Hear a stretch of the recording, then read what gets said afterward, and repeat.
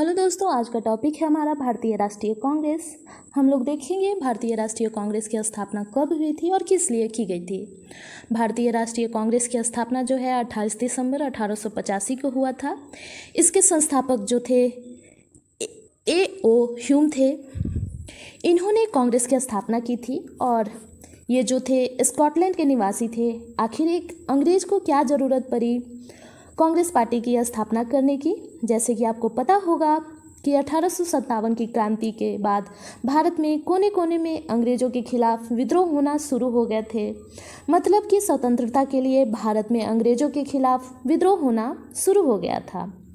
तो A.O.. Hume ने सोचा कि क्यों न एक पार्टी यानी संघ का गठन किया जाए जो पूरे भारत का प्रतिनिधित्व करे और कोई भी समस्या हो तो सीधे हमारे पास लेकर आए और हम उसका समाधान करें। तो बेसिकली ए.ओ. ह्यूम ने कांग्रेस को एक सेफ्टी बल्ब के रूप में यूज करने के लिए बनाया था, क्योंकि ए.ओ. ह्यूम ने सोचा कि अगर विद्रोह अलग अलग जगहों पर होंगे तो उन्हें दबा पाना मुश्किल होगा। अगर हम एक संघ बना देंगे और कहेंगे कि यही पूरे भारत की आवाज़ है और कोई भी प्रॉब्लम है तो ये हमें बताए, फिर हम सोचेंगे कि इसे कैसे मैनेज करना है। ए.ओ. ह्यूम को ये बिल्कुल नहीं पता था कि जिस कांग्रेस की स्थापना हम कर रहे हैं ये एक दिन बड़ा विकराल रूप धारण कर लेगी और भारत की स्वतंत्रता में इसका अहम योगदान होगा। इसकी स्थापना जो है 18 दिसंबर 1885 को मुंबई के गोकुलदास तेजपाल संस्कृत विद्यालय में हुआ था और उस समय भारत के जो वायसराय थे लॉर्ड डफरिन थे। भारतीय राष्ट्रीय कांग्रेस का जो पहले नाम था भारतीय राष्ट्रीय संघ था। दादा भाई नौरोजी ने इसका नाम भारतीय राष्ट्रीय कांग्रेस किया। इसके पहले इसका जो नाम था इंडियन नेशनल यूनियन, बाद में दादा भाई नौरोजी ने इसका नाम बदलकर इंडियन नेशनल कांग्रेस कर दिया। कांग्रेस के संबंध में कुछ महत्वपूर्ण कथन देख लेते हैं जो एग्जाम में पूछे जाते हैं। जैसे लॉर्ड डफरिन का कथन था, कांग्रेस जनता के उस अल्पसंख्यक वर्ग का प्रतिनिधित्व करती है जिसकी संख्या सूक्ष्म है। इसका मानना था कि कांग्रेस अल्पसंख्यकों की पार्टी है। दूसरा कथन था फिरोज शाह मेहता का। इनका कहना था कि कांग्रेस की आवाज़ जनता की आवाज़ नहीं है। तीसरा कथन था बाल गंगाधर तिलक का। यदि हम वर्ष में एक बार मेढक की तरह टरटराएंगे तो हमें कुछ भी नहीं मिलेगा, क्योंकि कांग्रेस का जो अधिवेशन साल में एक बार होता था, इसलिए बाल गंगाधर तिलक का ये कहना था। चौथा कथन जिन्ना का था, जिन्होंने कहा था स्वर्ण हिंदुओं की फाशीवादी कांग्रेस है। पांचवा था अरविंद घोष का। इन्होंने कहा था कांग्रेस की मृत्यु जो है क्षय रोग से होगी। अब हम वीडियो के इम्पॉर्टेंट पार्ट कांग्रेस अधिवेशन देखेंगे। तो हम देखते हैं कांग्रेस का प्रथम जो अधिवेशन हुआ था मुंबई में, जिसके अध्यक्ष थे उमेश चंद्र बनर्जी, जो प्रथम हिंदू अध्यक्ष थे। कांग्रेस के अधिवेशन में 72 प्रतिनिधियों ने भाग लिया था। प्रथम अधिवेशन में 1886 में कांग्रेस का दूसरा अधिवेशन होता है कोलकाता में, जिसके अध्यक्ष थे दादा भाई नौरोजी, जो प्रथम पारसी अध्यक्ष थे।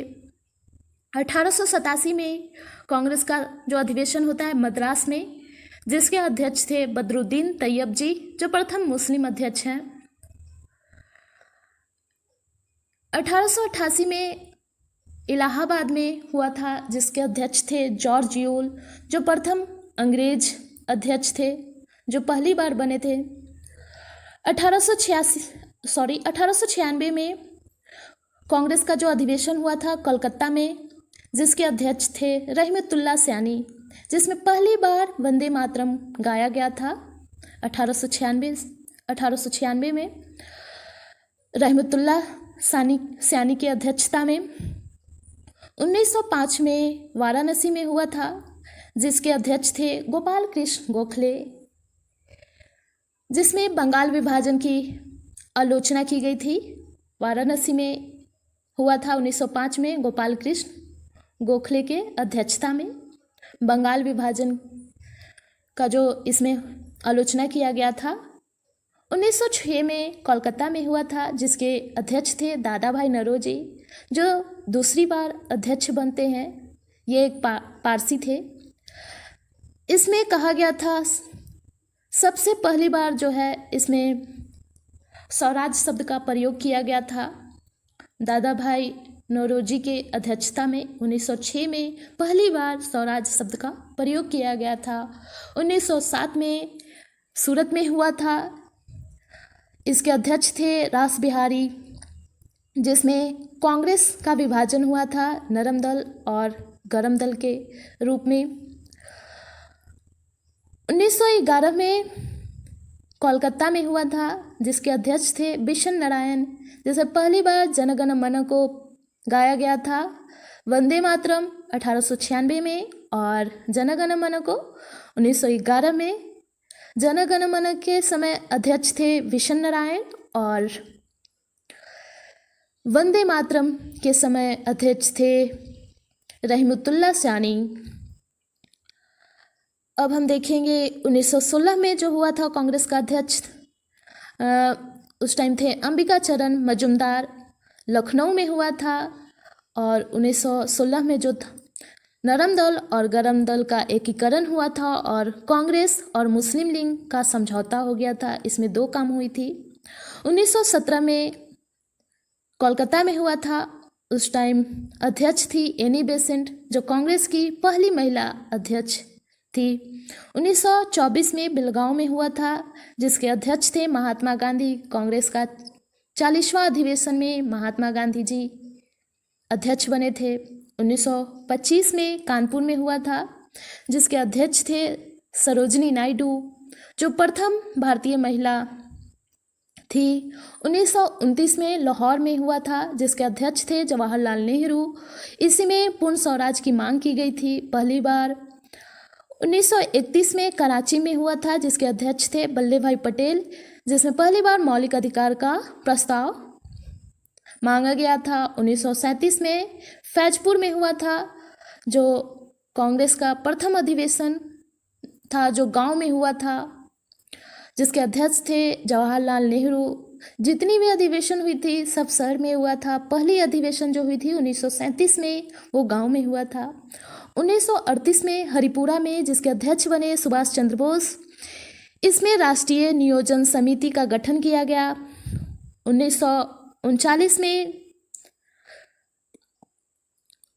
सुभाष चंद्र बोस दोबारा कांग्रेस के अध्यक्ष बने, लेकिन सुभाष चंद्र बोस और महात्मा गांधी के उम्मीदवार जो पटाभी सीतारामैया के बीच मतदान हुआ था, जिसमें सुभाष चंद्र बोस जो है जीत गए थे, लेकिन उन्होंने त्यागपत्र दे दिया और इसके बाद डॉक्टर राजेंद्र प्रसाद को अध्यक्ष बना दिया गया। सुभाष चंद्र बोस जो है त्यागपत्र इसलिए दिए थे क्योंकि महात्मा गांधी नहीं चाहते थे कि सुभाष चंद्र बोस कांग्रेस के दोबारा से अध्यक्ष बने, क्योंकि सुभाष चंद्र बोस जो थे गरम दल से थे। Thank you friend.